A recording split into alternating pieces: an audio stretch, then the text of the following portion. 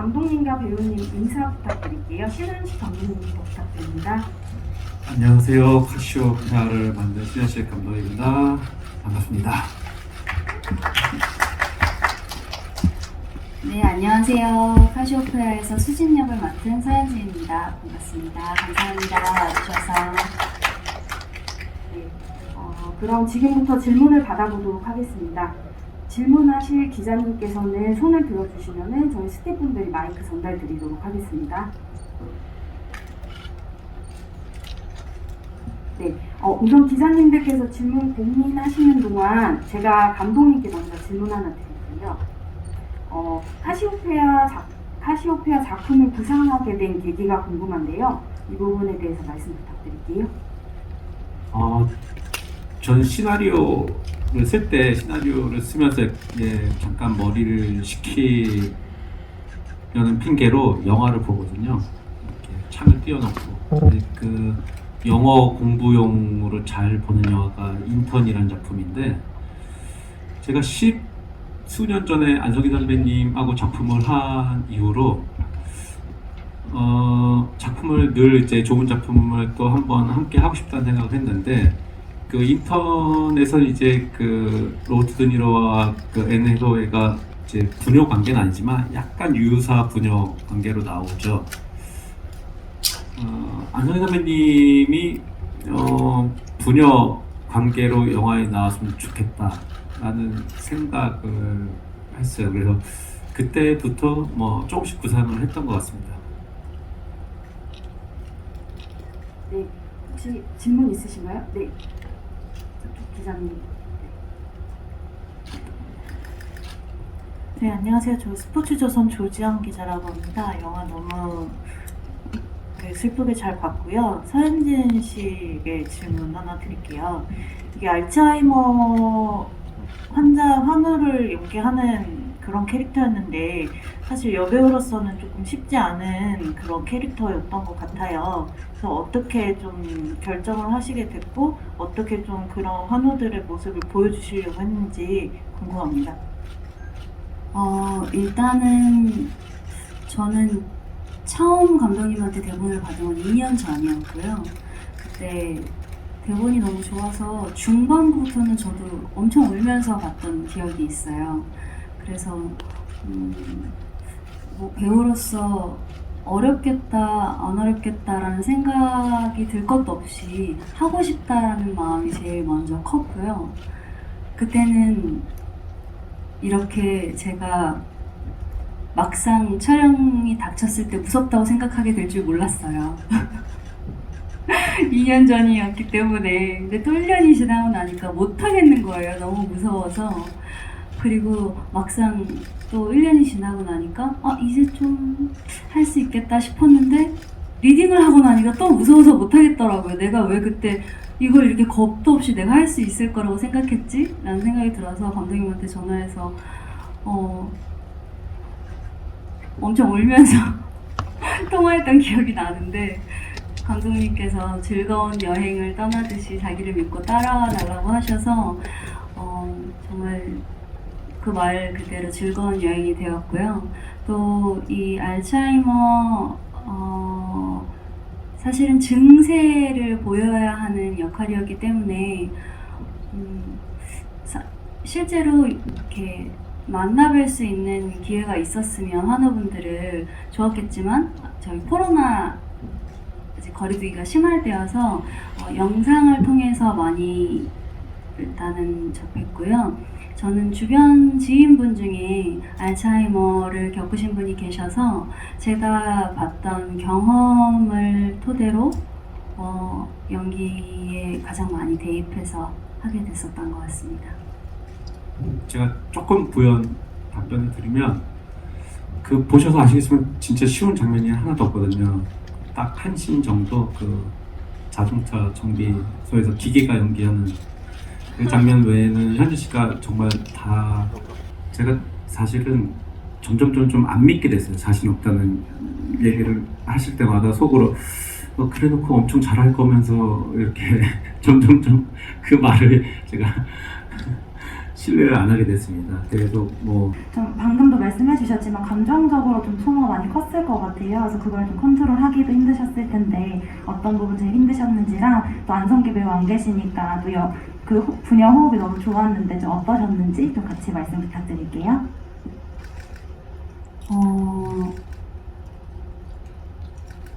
컨트롤이 사실은 전혀 안 됐어요. 찍는 동안에는 저는 영화를 보고 나니까 제 연기가 마음에 안 드는 구석이 너무 많아서 내가 아직은 그때는 그게 최선이다라고 생각했지만 아직 많이 부족하구나 라고 생각을 하고 있지만 굉장히 많이 붙어 있었거든요, 역할에. 그래서 자다 깨서 울다 자기도 하고, 그리고 제가 이제 주변 지인분들 중에 치매 알츠하이머를 로 돌아가신 분이 계셔서 그분 생각이 많이 나서 또 그랬던 것도 같아요. 그래서 영화를 찍으면서 그분을 다시 만나는 기분으로 계속 만나는 과정처럼 느껴졌고요. 안성기 선생님과의 호흡은 굉장히 신기한 경험을 한번 한 적 있어요. 영화를 보셨으니까 차 안에서 아빠가 하는 말 따라해봐 해가지고 아빠가 슬퍼해요, 딸이 슬퍼해요, 만지지마, 때리지마 이렇게 따라하는 씬이 있는데 그 씬을 어떻게 찍어야 될지 그날 촬영 당일날까지도 슛 들어가기 직전까지도 결정을 못하고 있었어요. 너무 애기 목소리가 나도 안 될 것 같고 멀쩡한 수진이 목소리가 나도 안 될 것 같고 어떻게 표현을 해야 하지? 했는데 슛이 딱 들어가고 선생님을 바라봤는데 내가 지금 인우랑 연기를 하고 있는 건지 실제 안성기라는 사람과 연기를 하고 있는 건지 이게 분간이 안 되는 거예요. 저는 처음 느껴봤거든요. 그런 느낌은 아마 선생님의 성품이 인우에 많이 녹아 있어서 그랬던 것 같은데 정말 신기한 경험 또는 체험 같은 순간이었어요. 그래서 제가 생각하지 못한 톤의 목소리가 나오더라고요. 첫 마디 아빠가 따라해봐 하고 제 첫 마디를 뱉었을 때 제 목소리에 일단 저도 놀랬고 그 씬은 찍고 나서도 선생님한테도 감독님한테도 얘기했던 것 같아요. 누구랑 지금 연기를 한 건지 모르겠다고. 그래서 참 저한테는 영광이었습니다. 다음 질문 받도록 하겠습니다. 네, 저 오른쪽에 기자님. 네, 안녕하세요. 오마이뉴스 오수미 기자입니다. 감독님께 질문이 있는데요.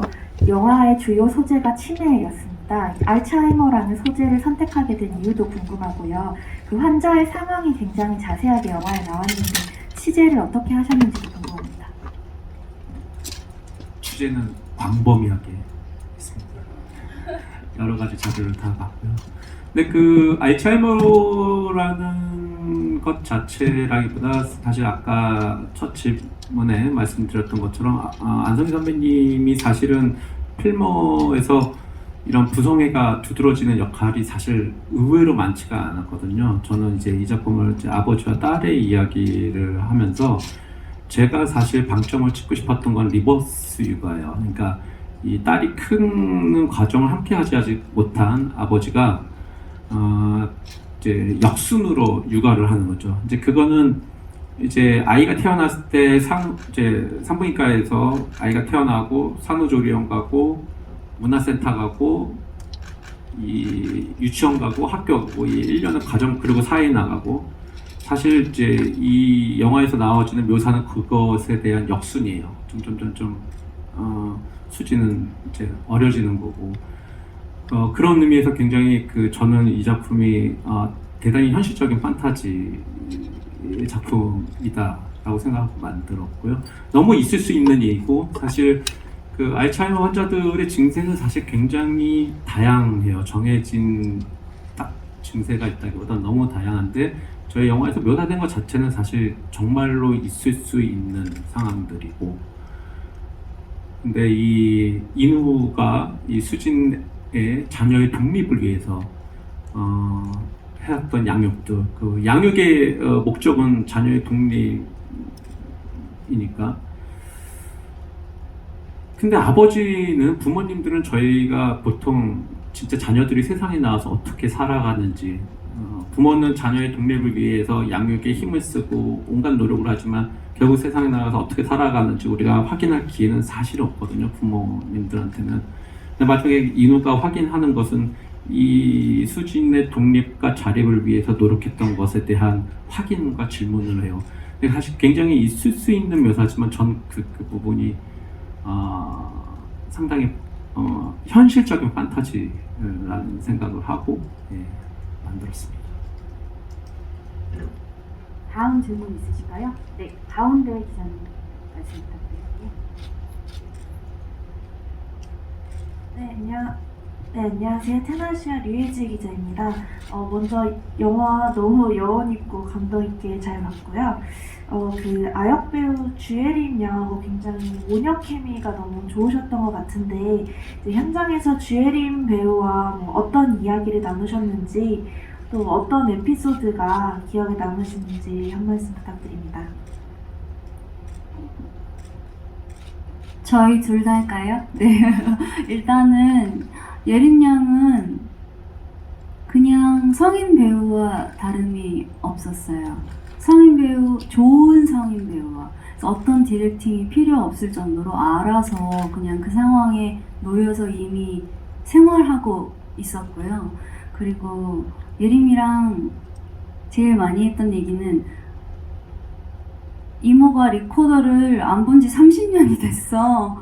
그래서 저음이 잘 안 나.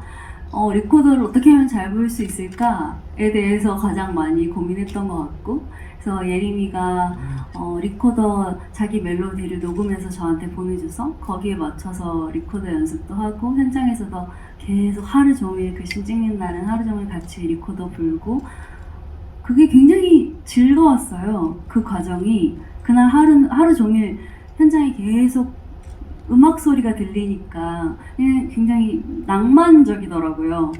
그래서 그 씬을 찍을 때도 스태프분들도 리코더 합주는 또 처음이라며 즐거워하셨던 기억이 있고요. 따로 어떤 얘기를 하지 않아도 스스로 연기를 하고 있어서 예림 양이 그래서 앞으로 어떻게 잘할까가 너무 궁금한 친구입니다. 좋은 배우예요. 리코더 얘기하셔서 사실 그 장면 찍을 때 저는 엄청난 내적 갈등을 해서 현지 씨가 엄청 연습을 많이 했거든요. 리코더를 분지 30년 만에 하는 거라 엄청 연습을 많이 하셨는데 영화 보셔서 아시지만 부는 게 잘 안 나오잖아요. 그래서 현장에서 저걸 따야 되나 말아야 되나 현지 씨가 저렇게 노력했는데 근데 또 괜히 저걸 따면은 옛다 연습했다 이거 보여주는 것 같아서 나름 엄청난 갈등을 했었던 기억이. 네. 그거 저희가 분 거 그냥 쓰신 거죠? 네, 그 소리예요. 네네. 소리 현장은 현지 씨가 한 겁니다. 현장을 써주셨습니다. 못하면 그냥 나중에 녹음하시겠다고 하셨었거든요. 못하면 그 소리 못 쓰면 때를 대비해서 사실 저희 와이프랑 저희 애가 불어놨어요. 그 녹음도 있어요. 근데 영화에 쓰인 거는 이제 현지 씨랑 예림 양이 한 거고요. 저는 그 아역을 그냥 무조건 우리 집 만든 윤광 감독님한테 받아서 써요. 그냥 전화해서 나이, 성별, 캐릭터 설명드리고 추천을 받습니다. 저만 그런 게 아니고 굉장히 대한민국의 많은 감독들이 그렇게 하고 있고요. 우리 집이라는 작품이 있는데 윤광 감독님의 최근작에 이제 아마 이제 그게 좀 텀이 있어서 그때 그 아이인지 기억이 안 나실 거예요. 그 사이에 많이 커서 예림 양이 윤광 감독이 너무 강력한 추천을 해서 저는 100% 확신을 이제 했지만 그럼에도 불구하고 너무 잘해서 너무 깜짝 놀랐고 천부적인 연기 감각을 갖고 있는 친구여서 정말 잘 성장해서 좋은 배우가 됐으면 좋겠고 저도 앞으로도 계속 좀 신경을 쓰고 싶다 이런 마음이 가는 그런 그리고 그거 얘기해도 돼요? 마지막 장면, 마지막 대사? 말은. 마지막 장면의 마지막 대사의 마지막 줄, 마지막 한 문장은 예림이가 생각해 온 문장이에요. 원래 대사에는 없었거든요. 근데 이렇게 감독님이 그 뒤에도 더 얘기를 엄마한테 계속 뭔가를 할 것 같아 라고 하셨더니 예림이가 이렇게 생각해 와서 했는데 우리 엄마 너무 예쁘다 그 대사를 하는데 다들 정말 현장에서 헉 했던 기억이 있습니다. 그리고 갑자기 떠올랐는데 그 엄마랑 처음에 싸우잖아요. 엄마랑 싸우는 장면에서 엄마가 불행했으면 좋겠어 하고 이제 나가고서 이제 들었어요. 이거를 제가 예림 양이 안 한다는 거를 사정해서 예림아 이거 해주면 앞으로 이건 영원히 잊게 돼. 다른 아이들 이거 못 할 거야. 그래서 사정해서 했는데 네 어떻게 보셨을지 모르겠습니다. 그게 갑자기 떠오르네요. 그 에피소드가.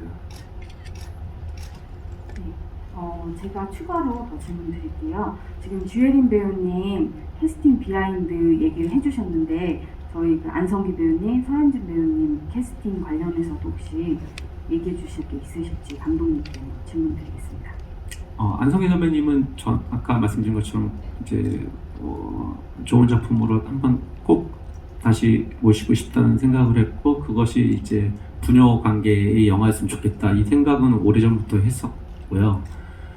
현지 씨 같은 경우에는 여러분들 이제 영화를 보셨으니까 아시겠지만 쉽지 않은 역할이고 연기는 기본적으로 잘하는 배우여야 했고 그 엄마로서의 역할 그리고 딸로서의 역할 그리고 커리어 우먼으로서의 역할 이 모든 것이 합당해야 되는데 그 모든 것이 또 가능한 배우를 생각을 했어야 했고 그리고 그 배우들마다 그 배우들이 갖고 있는 그 특유의 질감이 있다고 생각해요. 현지 씨 같은 경우에는 현진 씨가 갖고 있는 질감이 이 영화가 갖고 있는 그 약간 좀 너무 무거울 수 있고 혹은 좀 힘들 수 있는 그런 부분을 많이 상쇄할 수 있겠다. 현지 씨가 갖고 있는 그 배우로서의 어떤 질감 자체가 그 판단이 있었고 그 판단은 네 맞았던 것 같습니다. 이어서 질문 받겠습니다. 혹시 질문 있으실까요? 네, 오른쪽에 기자님 부탁드릴게요. 안녕하세요. 마이데이 양유진입니다. 서현진 배우님께 묻고 싶은데 혹시 촬영하면서 좀 기억에 남는 에피소드가 있다면 설명 부탁드립니다. 앞에서 말했던 리코더 씬이랑 아빠 말 따라하는 것들이 굉장히 기억에 일단 많이 남는 씬이었고요. 그 외에 또 뽑아보자면 산속을 우리가 헤매면서 거닐었던 수많은 씬들, 수많은 커트들과 테이크들 막 그런 것들과 사실은 그 3대가 나오는 씬이 별로 없어요. 근데 그날 별 보러 가는 씬을 저희가 가서 이제 카시오페아 왕비 노래 배우는 그 장면에서 찍고 있는데 그런 생각이 드는 거예요. 나는 내 자식만 보고 있고 안성기 선생님은 내가 자기 자식이니까 저만 보고 계신 거예요. 그래서 순간 제가 너무 놀랐어요. 그래서 엄마한테 전화를 했어요. 그날 찍고. 엄마 나는 내가 내 딸이라고 내 자식만 보고 있더라. 그랬더니 엄마가 그러시는 거더라고요.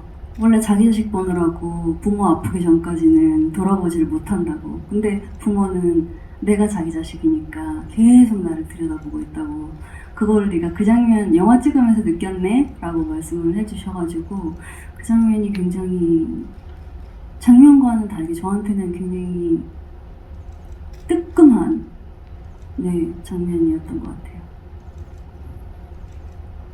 네, 다음 질문 받도록 하겠습니다. 네, 가운데 기자님 부탁드릴게요.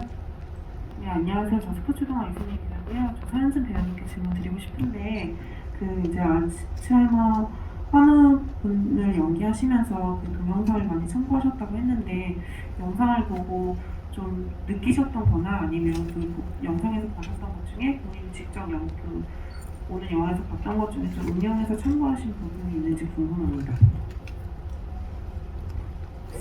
영상에서 보고 참고했던 거는 자세나 또는 실제 변호사분, 외국분이셨는데요. 변호사분이 이제 초록이 초록이 치매를 겪으면서 이제 인터뷰하신 영상이 있어서 그런 부분들, 직업적으로 어려움을 느꼈던 부분들은 그분 영상을 참고를 했고요. 그 외에 사실 다른 부분들은 제가 직접 보고 느꼈던 또는 제 주변 지인분에서 제일 많이 모티브를 얻어서 연기를 했습니다. 저희 그 카시오페아 제목에 관해서도 좀 궁금해하실 것 같아가지고요. 제목은 어떻게 탄생했는지 간단히 말씀 부탁드립니다. 제목으로 유난히 고생을 많이 한 작품이었던 것 같아요. 사실 몇 년 동안 고민한 제목인데 이 카시오페아라는 동요가 있어요, 실제. 그리고 저희 아이 담임 선생님이 이 노래를 가르쳐 줬어요, 저희 애한테. 저희 애가 친구들하고 이 노래를 촬영한 똑같은 장소거든요. 저희 동네인데 저기서 똑같이 불렀어요, 저희 아이가 친구들하고.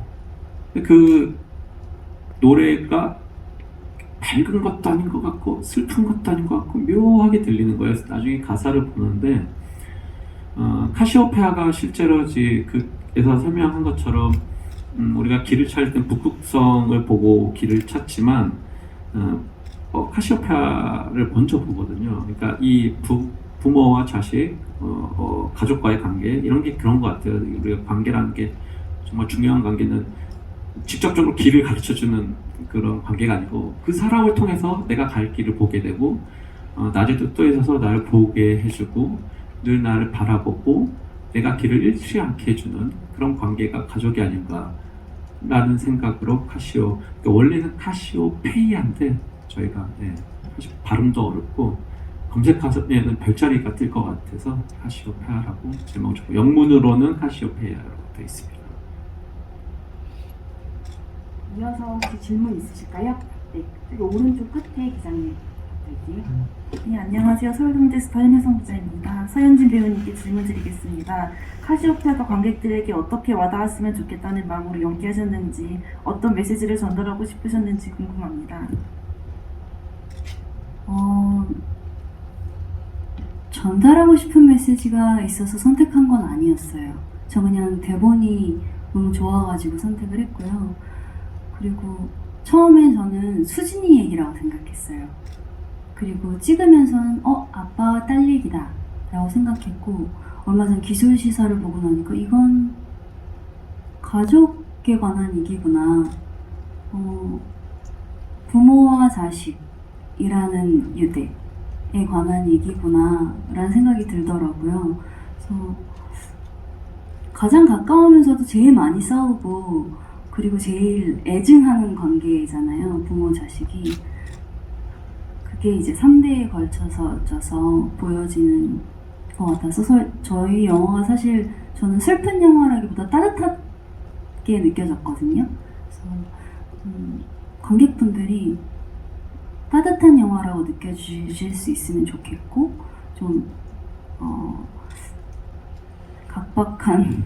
각박해져 버린 어떤 지금 상황에서 좀 마음을 건드릴 수 있는 영화가 됐으면 좋겠습니다. 네. 감독님도 혹시 같이 대답해 주실 수 있을까요? 관객분들한테 어떻게 다가갔으면 좋겠는지.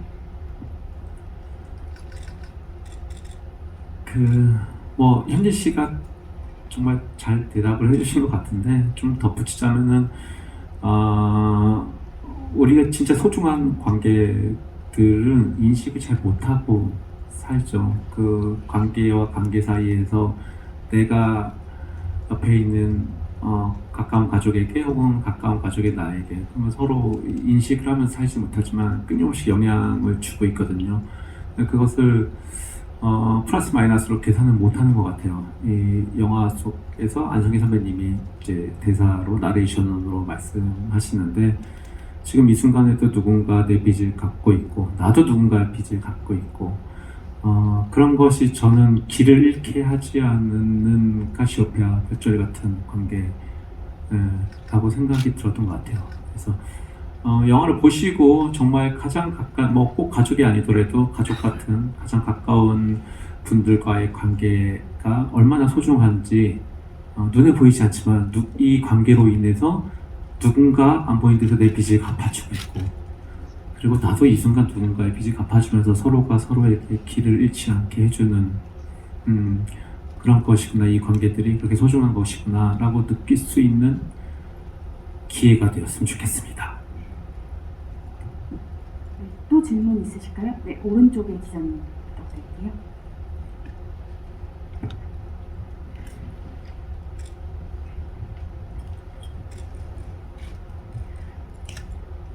네, 저기 파이낸셜 뉴스 신진아 기자라고 하는데요.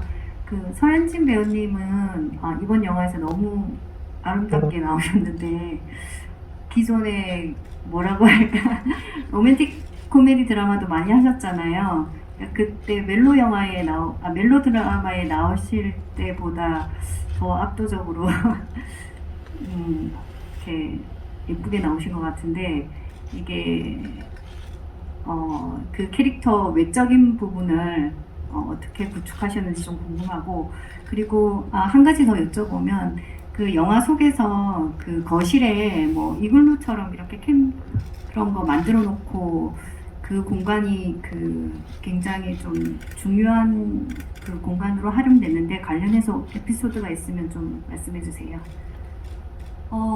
아름답다고 말씀해 주신 거는 정말 수진이의 마음을 보셨나 봐요. 저는 일단은 저희가 두 번째 촬영 날 아마 병세가 악화된 걸 찍어야 하는 상황이 있어서 병세가 악화된 후에 화장하면 이상할 것 같아가지고 제가 그냥 생얼로 해도 되냐고 여쭤봤거든요. 그래서 몇 씬인지 정확하게 기억이 나지 않지만 제 병세가 악화된 후에는 그냥 메이크업 없이 진행을 했고요. 그거는 굉장히 자유롭게 하더라고요, 저를. 그래서 훨씬 과감하게 연기할 수 있고 또 그냥 그 자체로 메이크업을 하지 않은 것 자체로 가만히 있어도 얻을 수 있는 효과도 있더라고요. 그냥 이게 정말 그 전에도 진하게 화장을 하진 않았었는데도 저희 분장팀 언니가 보시고 다르다고 질감이 맨 얼굴 느낌이 너무 이제 병세가 드러나 보여서 좋다고 하셔서 그건 정말 좋은 선택이었다고 생각을 하고요.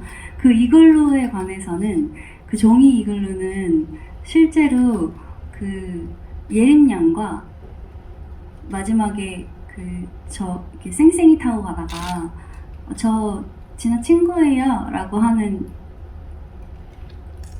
어린 친구가 이제 감독님 따님이시거든요. 똑같이 생겼죠. 그래서 그 친구 둘이 같이 꾸몄어요. 좀 먼저 내려와서 그 안에 있는 그림들이랑 스티커랑 이런 거 애기들이 직접 꾸민 거여서 다음날 저희가 그 씬을 거의 평창에서 11일간 찍었는데 다음날 가면 다른 그림이 밑에 조금 더 있고 다음날 가면 또 다른 데가 색칠되어 있고 그러거든요. 그래서 진짜로 예림이가 진아가 꾸민 이글루여서 그런 에피소드가 있고 저는 굉장히 기분 좋게 그 안에 들어가서 촬영을 한 기억이 있습니다. 네, 혹시 추가적으로 또 질문 있으실까요? 예. 가운데 기자님. 옷은 박판석 기자입니다. 감독님도 그렇고 서현진 씨도 몇 년 만에 개봉을 하게 됐는데 그 성적에 대한 기대나 뭐 부담감이나 이런 거 있으신지 궁금합니다.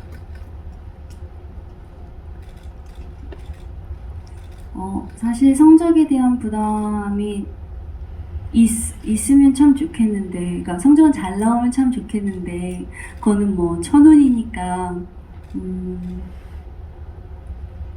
어쩔 수 없다고 생각하고요. 그렇지만 다양한 매체를 통해서 또 후회도 보실 수 있으니까 꼭 많은 분들이 봐주셨으면 하는 바람은 있어요. 저는 제 연기에는 만족하지 않지만 정말 솔직하게는 저는 영화는 정말 제 취향이었거든요. 그래서 많이 봐주시면 좋겠습니다. 저는 서현지 씨 연기 100% 만족하고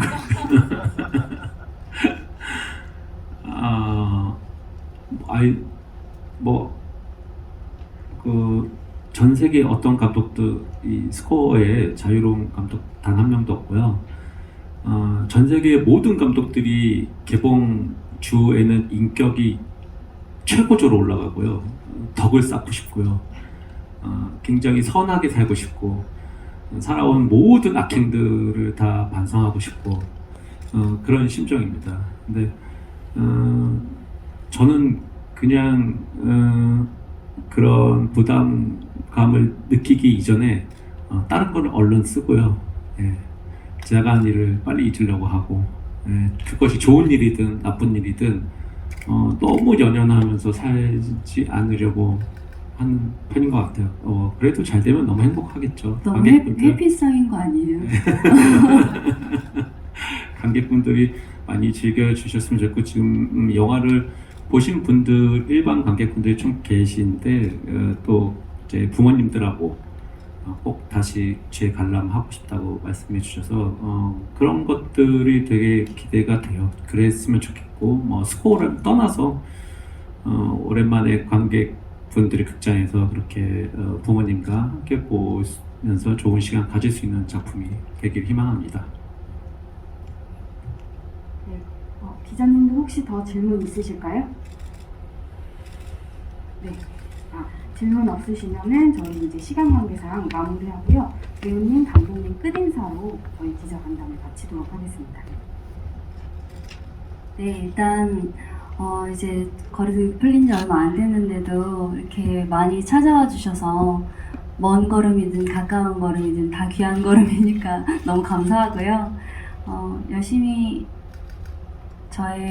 이게 저의 최선입니다. 뭔가 적나라하게 드러내 보이는 것 같아서 굉장히 떨리는데요. 여러분들의 지금 보신 기자님들의 마음에도 가 닿는 영화였으면 좋겠습니다. 돌아가시는 길이 조금 마음 편안하시길 바랍니다. 와주셔서 감사합니다. 6월 1일 그 지방선거 날 개봉입니다. 오늘 보셨지만 혹시 여유가 되시면 투표 후에 한 번 더 보시면 더 감사드리겠고요. 한국 영화도 이제 막 쏟아질 텐데 조금씩 개봉들을 하고 있는데 저희 또 그 흐름에 그래도 조금이나마 좋은 역할을 하는 작품과 결과로 갔으면 좋겠습니다. 또 많은 관심과 응원 부탁드리겠습니다. 감사합니다.